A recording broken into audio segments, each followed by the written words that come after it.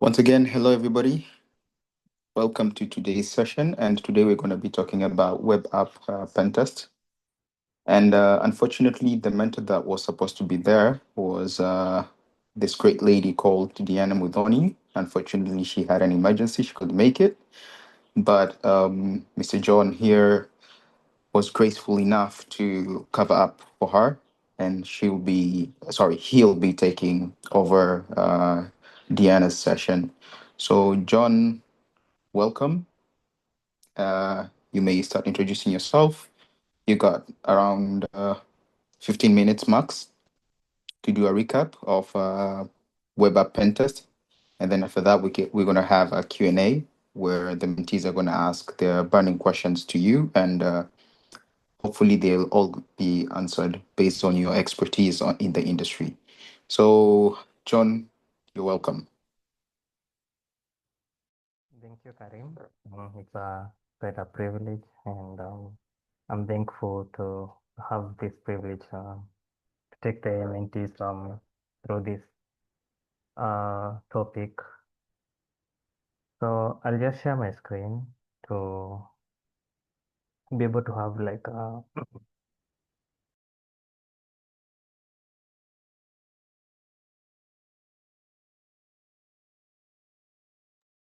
I'm sorry about that. So I'll have to share my screen so we can have an easy or like something we can follow through as I'm talking. Maybe somewhere you can take some notes and all that. So give me a second.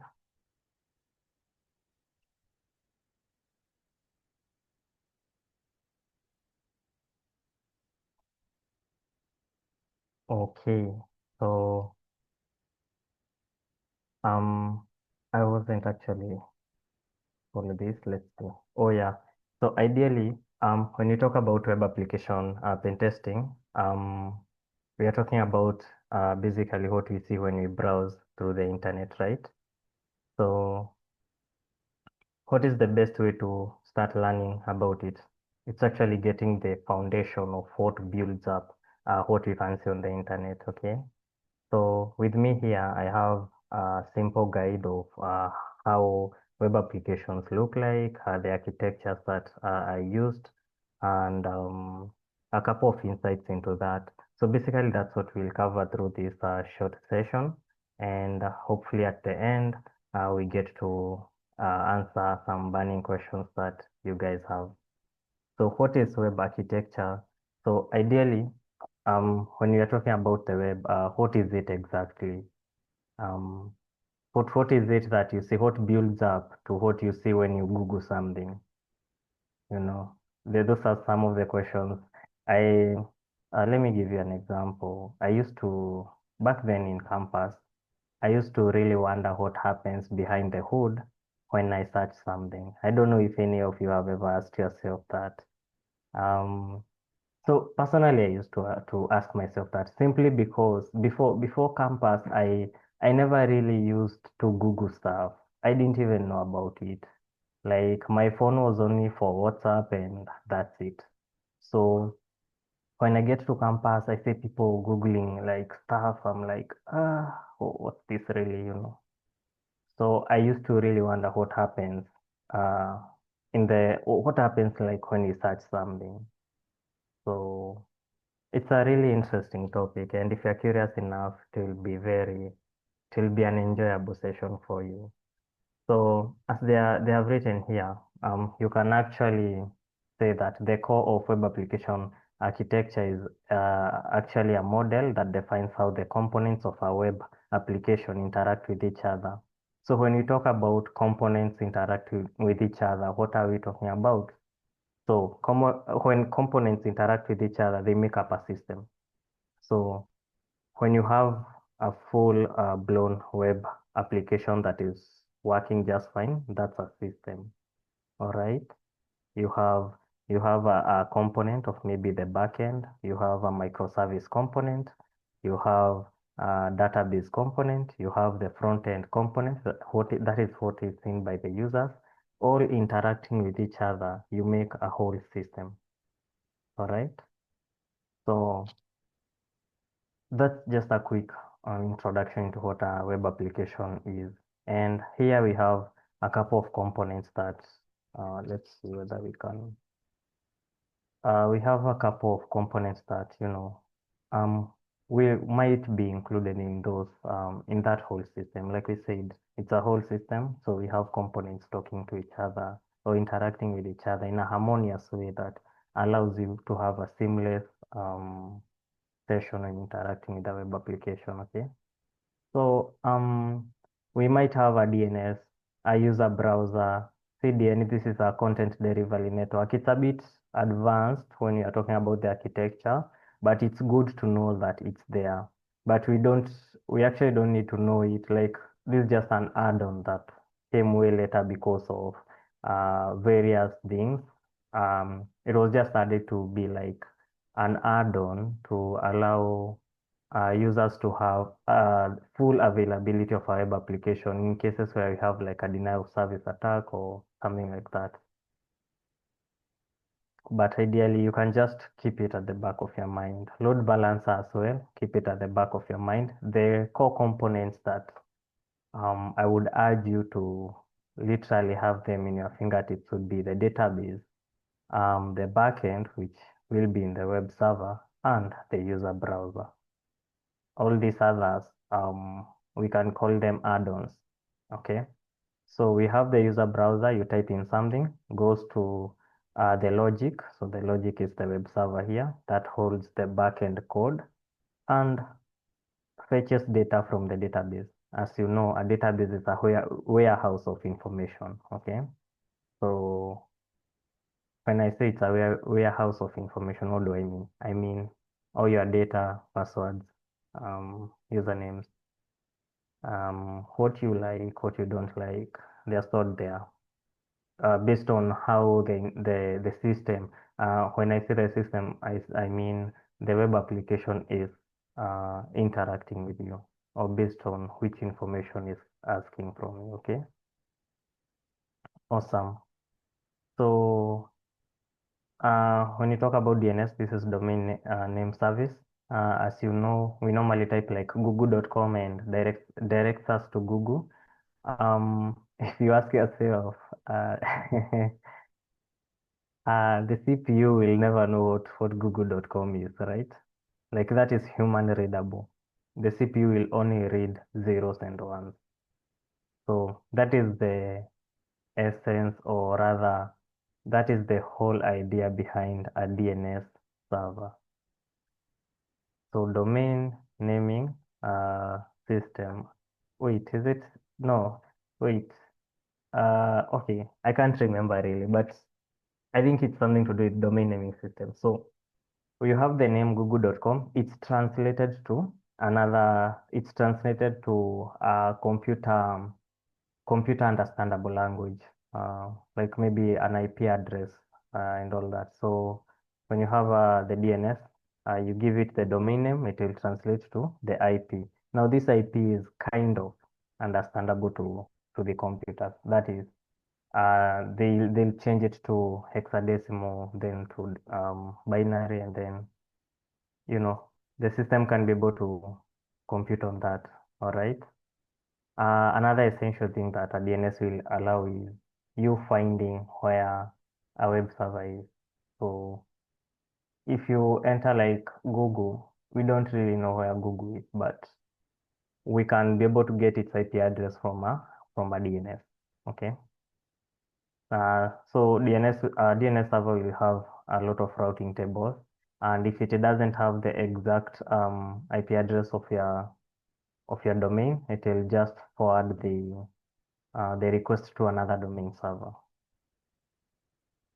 Okay, so uh, CDN and load balancer, as you say, these are add-ons.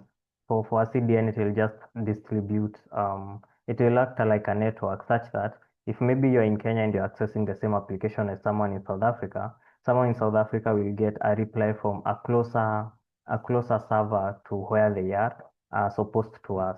So us will get maybe a server that is maybe in Kenya, and then they'll get one in South Africa. So it reacts like it's the name is self-explanatory. It's a content delivery network. So ni kama ina distribute all that in Swahili, that is. So the load balancer will take care of the load. If maybe you are carrying out a denial of service attack, it will be evenly distributed towards all the servers that are available to answer your request. So as you can see, CDN and load balancer, they are very much well interconnected, or rather they have like similar logic. This one will distribute the traffic among the servers that are there to fulfill your request. The CDN, they look for the most appropriate server that is closest to you, and they'll allow that to answer your request, okay? Awesome. So like you said, this is a domain name system, DNS. I don't know why I thought that was wrong when I was saying it.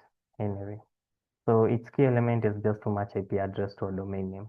And like I said, an IP address is more understandable to a computer than a domain name. The only reason we have domain names is to make it easier for us human beings. As you know, computers are way superior than us, the computing power, especially at this time where they're talking about um, quantum computing, those stuff. Um, it's crazy. The AI, those emerging technologies, if you think about them, they'll actually blow your mind. So we are creative beings. We are creative beings, and through our creativity, we have been able to create things that are way superior than us. Not in a way of thinking, because I think as of now, AI can't think on its own really, but it can draw what do we call them? It can draw conclusions based on previously fed data. The previous data that you fed it, it can actually try to cognitively draw conclusions, which if you think about it, that's how our mind works. Let's talk about a very easy example. I once read a book, and this book was like, so the author had written, I asked, my mind thought, okay, I can't be able to paraphrase it. I'm not sure. I think I kind of, forgot how that line was going, but it was something like, I asked myself, what is the most important organ in my body? And my brain told me it's the brain. And then I thought about what was telling me it's the brain. And I thought it's the brain. I don't know if you get the joke there, but it's very funny. Like you're asking yourself, what is the most important organ in your body? And then the brain answers you, it's me. So yeah, if you think about it, that's how the AI works. You use the data that you have fed it, and then it will try to draw cognitively conclusions from that. So onto our brain part to just draw an analogous comparison. Uh, the first time you saw a chair as a kid, you didn't really know what that was, but maybe your brain drew conclusions from maybe seeing people sit on a chair. So you knew, okay, that's a chair and this is what people do. So for example, if you didn't grow across, if growing up you didn't maybe you are not given like a chance to maybe know how a car works. It is not until you see how, like maybe how someone, let's talk of a bicycle actually. If you didn't have a bicycle when you're young, if you have to see people pedaling a bicycle to know like, okay, when I try it, I have to pedal. But the first time you try it, your balance will be actually really off, so you might fall. But just by trial, you'll be able to see how that works. So what I'm trying to say, I'm saying all that to say is your brain kind of picks information and then tries to digest it and have something, a baseline where you're working from. So it will tell you, okay, that's a bicycle. We saw someone pedal, so we can also pedal. All right. That's how it draws conclusions, which is the same case as AI does. Um, Coming back to what we we were talking about before before we decided to wander on our thoughts. The DNS, as you said, is a domain name system. It will just translate a domain name to an IP address. A load balancer, again, we said when you have a load of traffic, it will just distribute it to multiple servers that will be able to answer your request. Okay. So, and we actually analogously compared these to, we said it has some relationship with a CDN, content delivery network, because a content delivery network will try to find the closest server to answer your request. Um, Caching system, service. This is just a technology where a proxy will just put data that you kind of try finding mostly, or maybe if you browse to a certain site, your browser will kind of save some pages of that site. So when you try to browse it back later, it will be more it will be more faster than before because some of the pages were cached. Yeah, so let me see. Yeah, so when the user receives the information from the server, results can be cached, and as a result, future requests will be returned much faster. Yeah, it's like that scenario that I was giving you. CDN, content delivery system or network, it will basically include multiple servers, and whichever is closer to you, that will be the one that is chosen to deliver content to you. It's a very interesting thing. So again, when you're talking about web application, we need to know about the history part of it. So we have Web 1. Web 1 didn't have pictures and those graphical stuff that we normally see. Like for example, this logo here, these things here. Web 1 didn't have that. So Web 1 existed in around the era of 1990s to 2000. Yeah, it included just like it looked like a magazine without picture. And then we came to Web 2, which is actually what you're seeing here, has the three-tier architecture. So Web 1 was more of static pages, like, let's see, I think I do have a static page. Uh,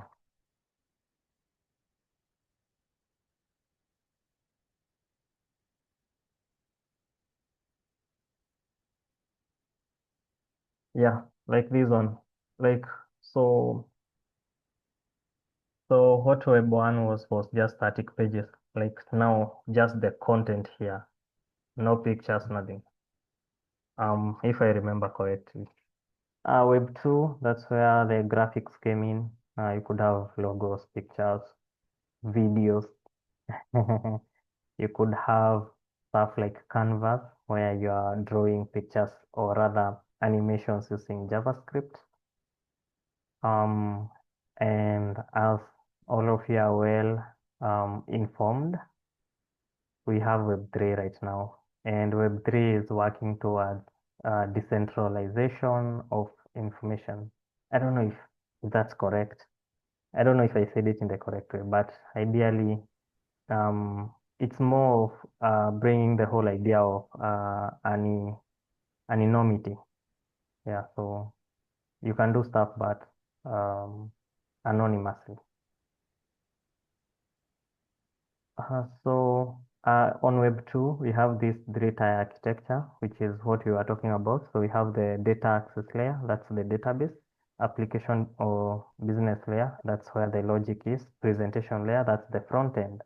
Backend is the application layer. Yeah, so they're using complicated English to just say that, but I have explained it in simpler terms.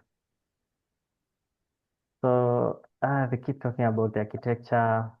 Uh, so types of architecture, client side, uh, again, like we said, client side is what you have on the, what we are seeing. So that's the presentation. So again, we have the types of web application architecture. This is actually a really interesting topic. We had it back then. We have single page application. Um, this basically, among the benefits is basically performance, improved UX, and this will have like, I think, one page where most of the stuff will be loaded to it. So it will load the first page, and as you request, it will load the new pages as you request for it. We have progressive web applications, and as you can see, they are the most promising web application trends, and they offer convenient user experience just by browsing through a shared URL. Okay, so they are normally widely used for entertainment, finance, and e-commerce industries. So among the key benefits will basically be the lightweight, cost-effective, and cross-device nature. We have server side. This is where the microservices come into the picture. So we'll have like a microservice like an M-Pesa, or maybe um what do we call them? Where you integrate like the payment, payment microservice. This comes into the picture. So using the APIs and all that. So for example, if you're integrating a payment system into your application, um, you'll have you'll have to use their API.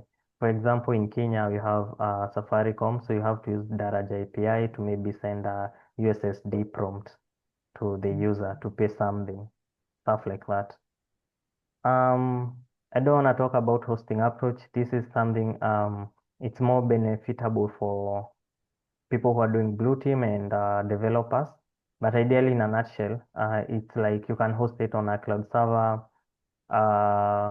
or maybe you can just have it on your own infrastructure, okay, and just buy a domain name. So that's what they mean by server and serverless hosting. So, let's see. That's it on the nutshell of what a web application is. So let's talk about web application security architecture, okay?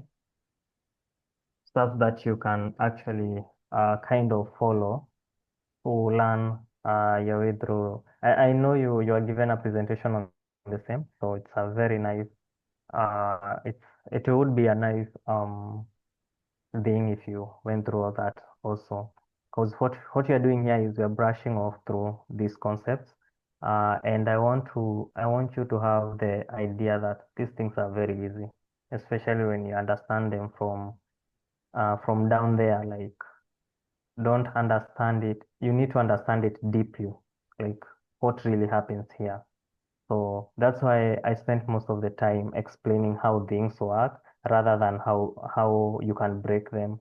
And I'll tell you this for sure that blue teamers who turn into red teamers are actually um, they actually make the best red teamers than people who just know how to break things. And I'll give you an example for this. Let's say you are a mason and you are building a house and you finish it. If somebody wants to break that house, you would you would be a better fit to break it than someone who doesn't know how the house was built. Okay?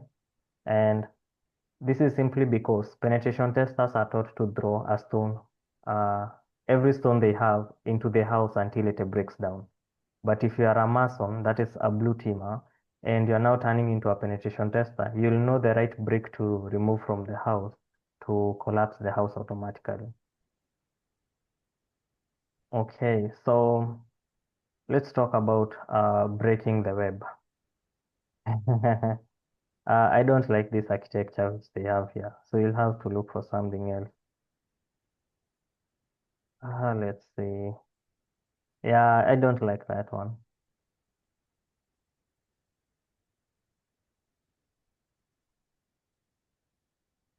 Let's see if we have, wait, we can't have like a diagram on this. Let's see.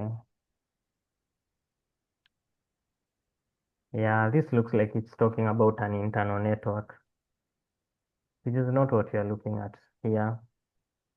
Web application safety diagram.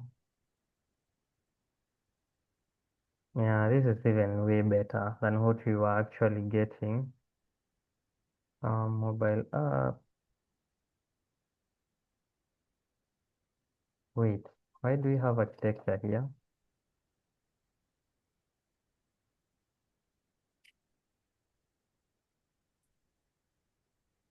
All right. We'll just say OWASP top 10 diagram. So we'll look at the most common vulnerabilities and how we can basically exploit some of them. Let me see the time again. We don't wanna spend a lot of time, so we'll just brush off and then look at maybe one example of how you can look into some of the stuff. All right. Okay. So let's look into this. This looks like it's a good one. Wait, I thought that was a picture. Interesting. Okay, yeah, it is. So, wait, this was from when exactly? Because this looks like it's old. Okay.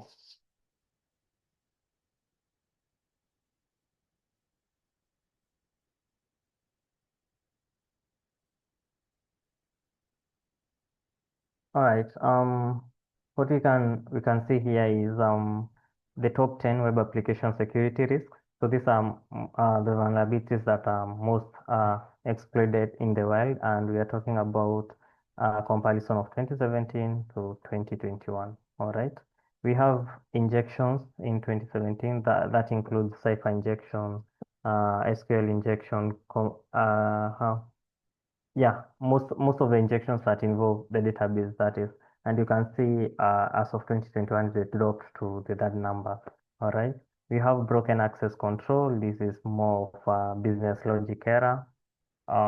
This is where the authorization and authentication uh, kind of screw each other in between. That is, maybe you're authenticated as user access. Your user access level is normal user. That's how you're authenticated. But then you're authorized as an admin. We have insecure design. So this will bring business logic errors again. Cryptographic failures, that is purely about technology. We have security misconfiguration purely about the system administrator. So maybe he has misconfigured the root directory or something like that. The web root directory, that is. Vulnerable and outdated components. Here we are talking about framework. You have a framework. The framework had an issue. You didn't update your framework, maybe WordPress. We have identification and authentication failures. Again, that's developer mistakes. Software data integrity failures. Well, when you talk about data integrity, we just mean the authenticity of data. We have security logging, monitoring failures. Yeah, these ones are new. Server-side request forgery, that is tricking a system into making a request for you, to expose maybe an internal application. So you can basically go look up this one, and I'm gonna share this on the chat. I'm going to share this on the chat. Then what we will do now is we'll create a simple web application that we can play around with, okay, for the next 10 minutes, so that we can welcome questions after 10 minutes.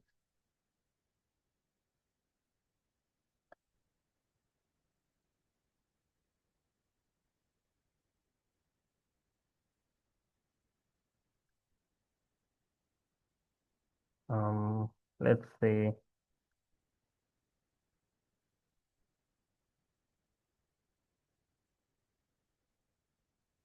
Okay, I'm just booting up my, what do we call it? My virtual machine. Yeah. So as you saw, I was on Windows. Um, let's see. Wait. All right. That was a hassle for me.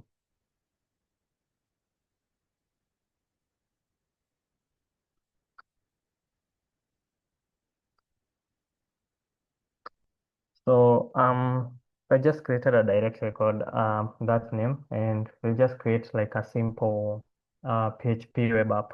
All right. And what we will do is first we'll see how command injection works. Second, um, we'll see whether we can exploit a command injection to get access to an application. All right. So let's see. We'll just do index.php here.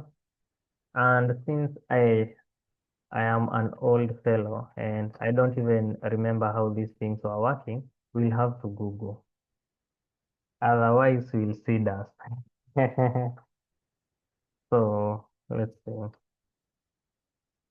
Let's just do something easy for both of us. Maybe echo. My name is John. Like that.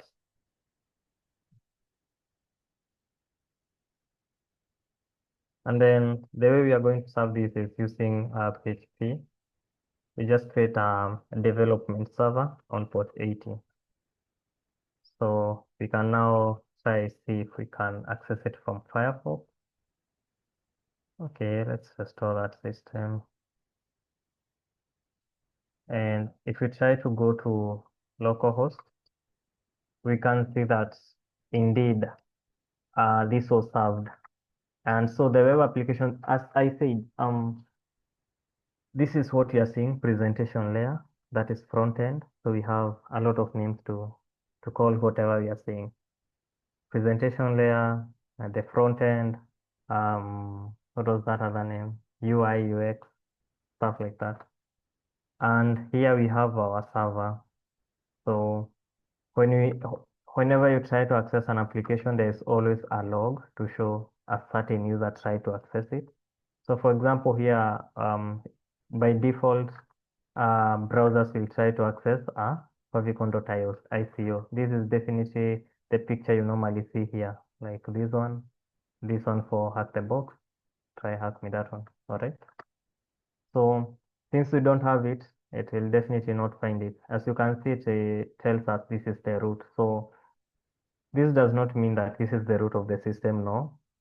The root, the root is definitely here. Okay, now this is getting out of hand. Let's just update it. So the root is here, okay? But when we set up our server here on this directory, then now that becomes our new root for the server. So our new web root, all right? So all our pages will be served from that root, okay? So what we want to do is we can add some functionality into our simple web page.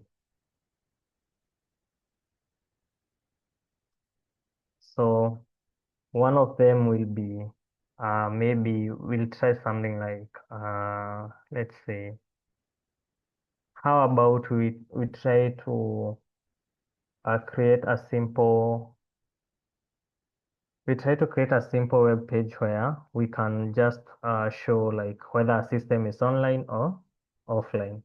So what we'll do is we'll let's do this. So we'll search here for simple HTML templates that we can just like add it code, simple HTML code. So we can add it to our application rather than just coding it. So we just need this part.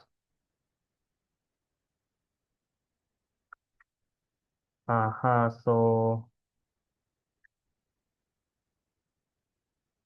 let's see. That is doc type. All right. So we can add a paragraph or maybe a header. So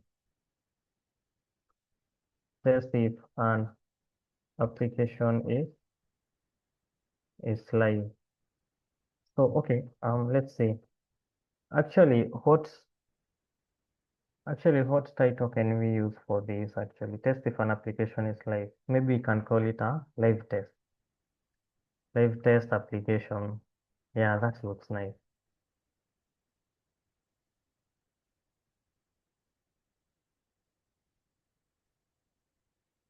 Live test application, meaning we can give it a title called uh, live test application. Title like that. Hopefully everyone can see my screen. If you can't see my screen, you can like unmute and just tell me. All right. You may So then, proceed. yeah, then we can create a paragraph. So this is a live test application system. Okay. So here we'll just do echo system. Um, Anything that we get on the get parameter, and then we just say IP.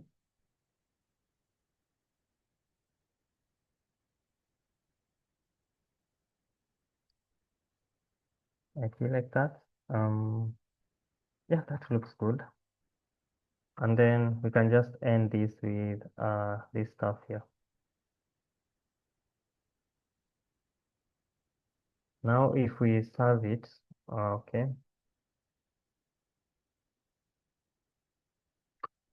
Now, if we serve this page again, we'll have a bit more functionality. Wait, this was supposed to be a paragraph. What happened here? Okay, let's see. Oh, all right. It actually, it actually made a mistake here. Yeah, I knew that one was a bit. So, we need to start the, we need to start this. And as you can see, we have actually a live application system. So what happens is, this is the basics of how a web page looks like. And we can actually see when you do Control U on a Windows system, operating system, or maybe Linux, you'll be able to see that. So on Mac, I think you have to like click and go to inspect. That is if you are on Safari, or maybe you can just install Firefox and then try it that way. So, and you can see like whatever we wrote is actually being seen here. And this is simply because HTML is a markup language, all right?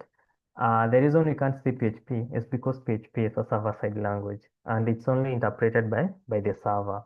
HTML is meant to be interpreted by the browser because it forms the basics, the skeleton of how your web application look like. So if we included a couple of CSS attributes, we can beautify our system using CSS. All right, we are not going to do that. It's not a crash course on how to code, but what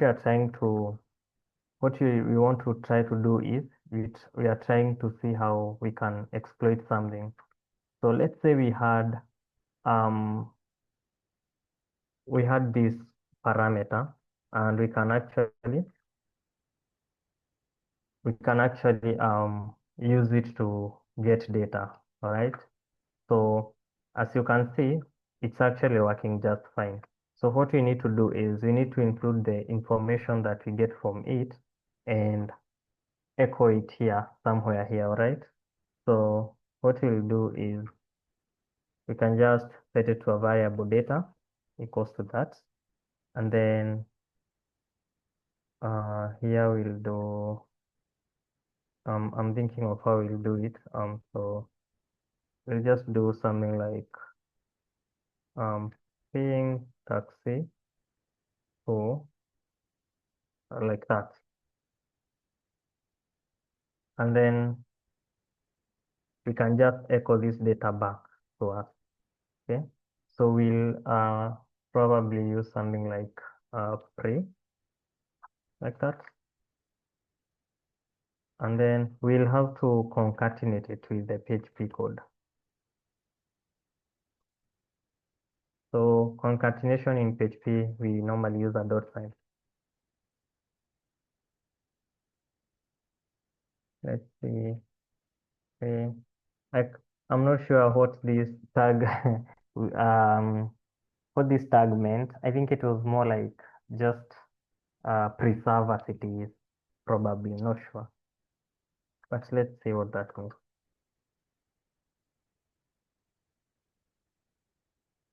That's interesting.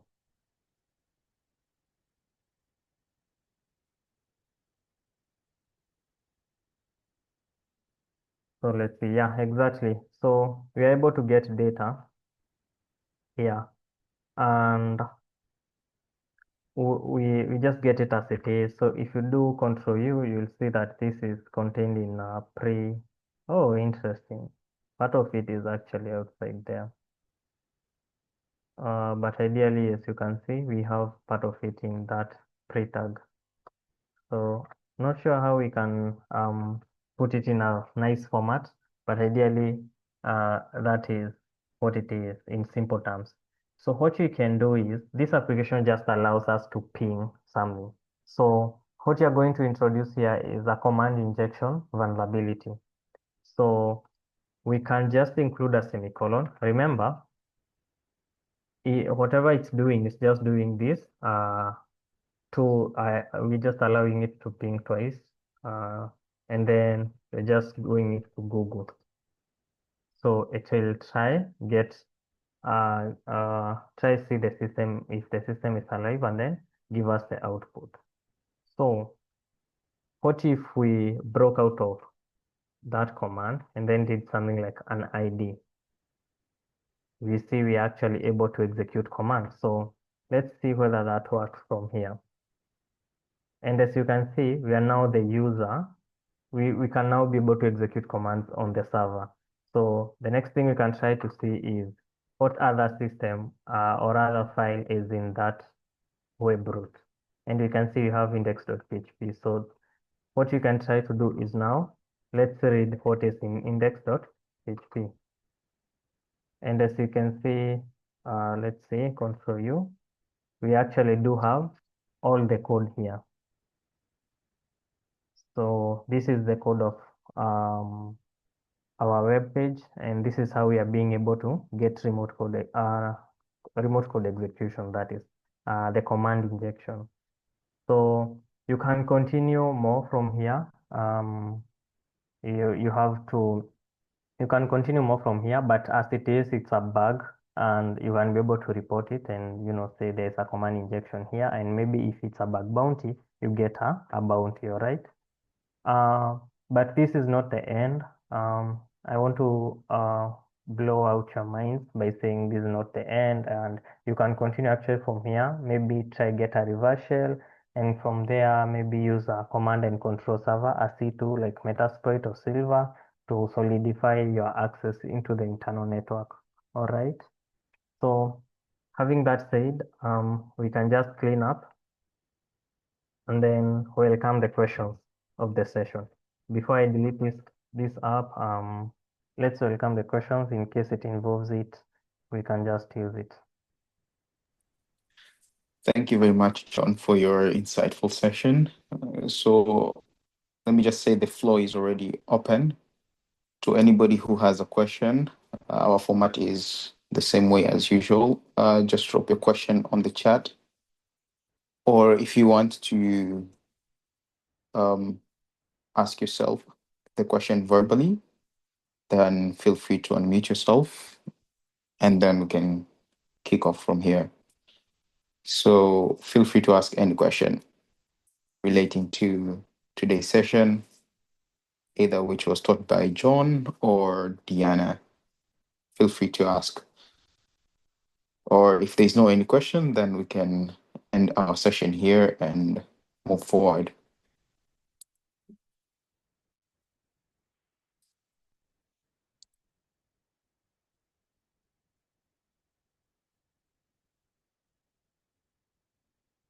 Any questions or query?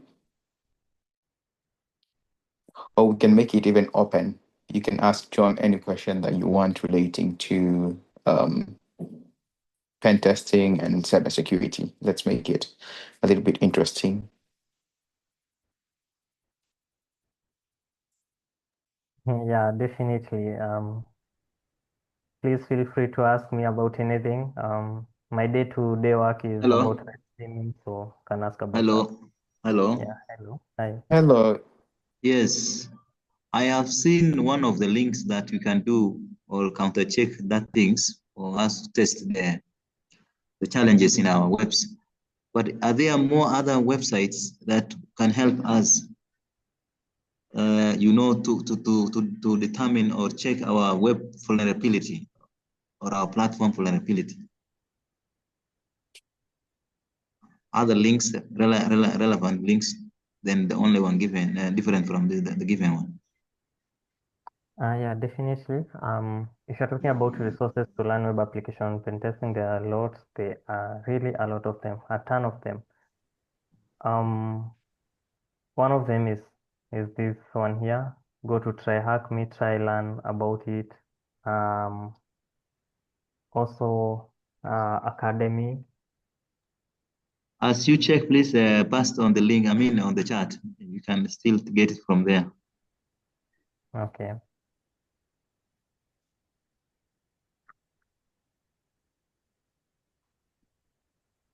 Hackme.com. So Mark also asked a question. Yes, DVWA is also another good platform, Yeah. but you'll need to install it on your machine, or rather on your network, so that you can get access to it. Same way as you play around with the classical old. Let me try to remember the name of the web app. Um, Okay. I see there is a question directed to me here. Does it mean you have What to did I be a mean? web developer in order to be a What web? did I mean to be a web developer in order to be a web pen tester? No, not really. I didn't put it that way. Uh, you can be a you can be a web application pen tester without even knowing how web applications are coded. What I said is for you to be a really good web application pen tester, it just goes without saying. You need to know how web applications are built. Okay, for you to be able to handle penetration testing well. And that's why I gave an example and I said the best red teamers know how things are built. And I gave an example using a mason. A mason has been able to build a house, you know, putting brick after brick, doing the corrugation and all that. And if we are told to break down the house or maybe bring it down, collapse it, the mason will be at a better hand to the mason will be at a better hand to uh, bring down the house than someone who don't even know how to build a house.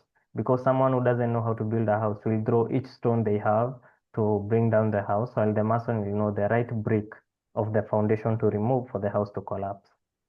So knowing how to code just gives you an upper hand on how things work. Let's see the next question. What are some of the best ways before that, okay, what are some of the best ways to protect our websites like blogs to prevent someone from hijacking or stealing them if we are the developers? When you say stuff like hijacking, means they have to find a vulnerability for them to be able to do stuff like that. So I can just advise having DevSecOps.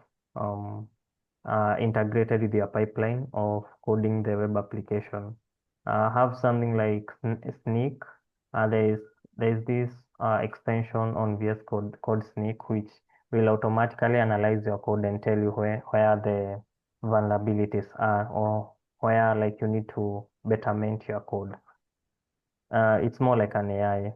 Let's see the next question. When you are writing your scripts, can you use other Yeah. Let me show you a script I wrote and I didn't even use Python. Uh, let's see. Oh, GitHub. Okay. Yeah, it is. I don't have to type it.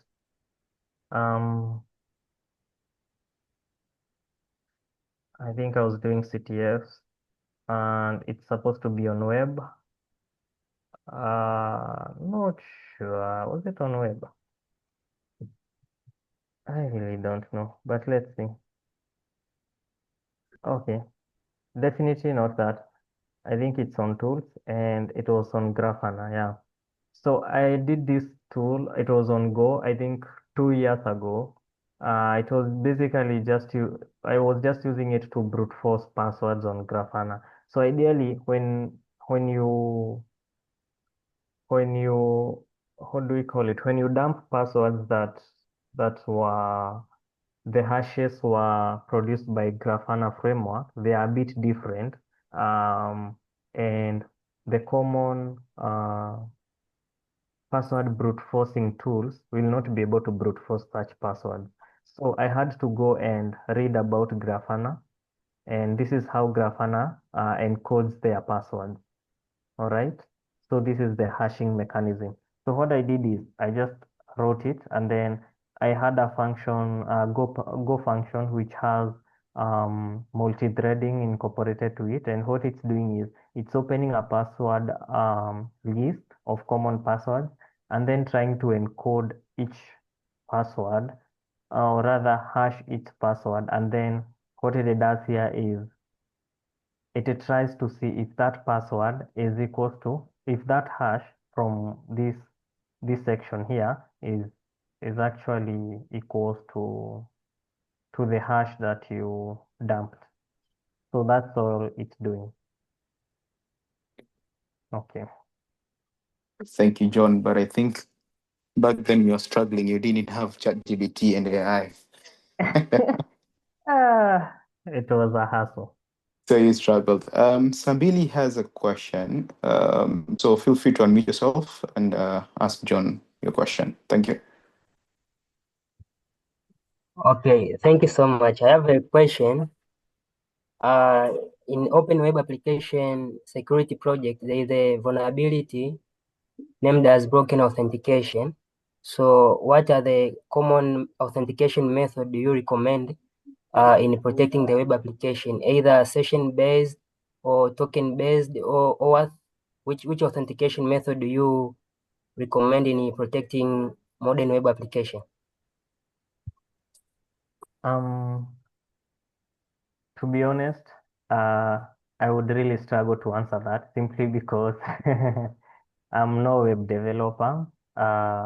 But all I can say is mostly that is normally tailored to the business use case and how maybe, let me give you an example. You see how like HackerOne works, that website. So it gives you like a token for 2 weeks if you allow it to remember. So it will ask you, do you want to the password to be remembered, the session rather, and you'll be given a token for 2 weeks. That is a business use case. All right. So it's quite a juggle. It definitely just depends with you. There is no really 100% secure way, but uh, the methods in themselves, they are not really vulnerable. It's just how you use them in the code. Thank you. All right, Anybody thank else? you. Anybody else who has a question? Okay, so I guess there's no more questions. So let me just track back a little bit from two topics that John discussed. Sorry. So number one is about DNS, and number two is caching. So, in simple terms, when we look at DNS, basically, in the late 1990s, where there was no WhatsApp and all that, basically people used to go to the phone booth to make phone calls, and what usually happened is there used to be a huge book which they okay, for example, in Kenya, if I can recall, they used to call it yellow book in different part of the world. So you'll go there, open the yellow book, and then look at the phone number. I mean, sorry, you look at the name of the person that you want to call, and then you look at the phone number, and then just dial that number onto the phone booth, and then make your call after recharging the phone itself. So what that means basically is, with as John had mentioned initially, that the internet does not understand plain text. So whenever you type, let's say, google.com, facebook.com, instagram.com, etc., what happens behind the scene is you are redirected to the DNS, and then there is where it acts like the phone book that I was telling you, which is usually found on the phone booth, right? It checks on this name, which is www. It's linked to what IP address.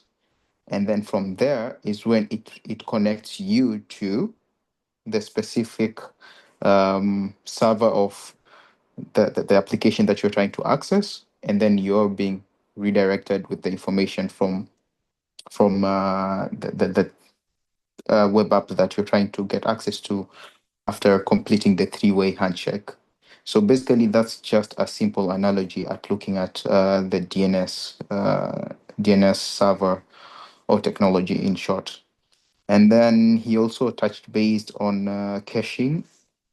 So basically, whenever whenever you visited a site, let's say, for example, facebook.com, before you getting the information on your side, on the client side, it used to your request is sent to the server then processes the request, finds out what do you want, what are you looking for, and then it sends you the information. So that used to take a lot of time to do all those processes to bring the information to you. So caching, basically, what it does, when you access a website for the first time, it usually, let me say, takes a screenshot of the site that you have accessed, so that whenever you revisit the website, it's easier and faster to retrieve information and bring it to you. So basically, that's what caching system does in a nutshell. So I just wanted to give a little bit of additional information in relation to those two let me say, topics that Mr. John here covered. So I guess we are done for the day. In the next few minutes, you're gonna see the labs being released. So be sure to solve them as usual. Um, Once again, also on our side, unfortunately, we didn't manage to upload, the hands-on labs that you guys are supposed to do, because of a little bit of time constraints that we had on our side.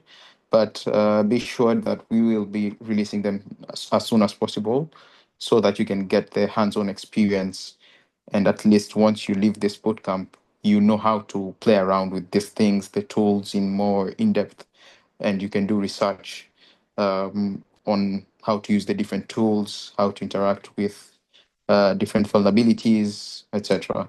So that's something that we're working on. So just be a little bit patient with us, and we'll get that going probably on Sunday or next week on Monday, so that you guys can, start gaining or clocking the hours of your hands on experience. So after saying that, let me just say to Mr. John, thank you very much for your time. And thank you, everybody, for making it to this session, and for, just giving us your time and being focused in trying to gain knowledge as much as you can. I don't know if you guys have noticed, right now, the participation of candidates has kind of dropped. We started out with 200 people. Right now, we are just 51 people who are logging into, this session. So for you guys who are here, thank you very much, and keep on, being eager to learn and aggressive. You're gonna get somewhere. Mr. Isaac, thank you very much for your plenty of questions, and we really appreciate you trying to learn as much as you can from this bootcamp. So thank you very much. Well, thank you everybody for your time. We will see you in the next session, which is going to be just a moment. Let me confirm that. It's going to be Introduction to Digital Forensics. That's going to be your next session. So you may start preparing in advance. As usual, the session is going to be up on Monday at 10 a.m. East African time. Let me just clarify that. East African time. So yeah, guys, thank you very much, and see you in the group. And once again, the labs, sorry, are going to be released in a few minutes. So thank you, and bye-bye. Thank you so much.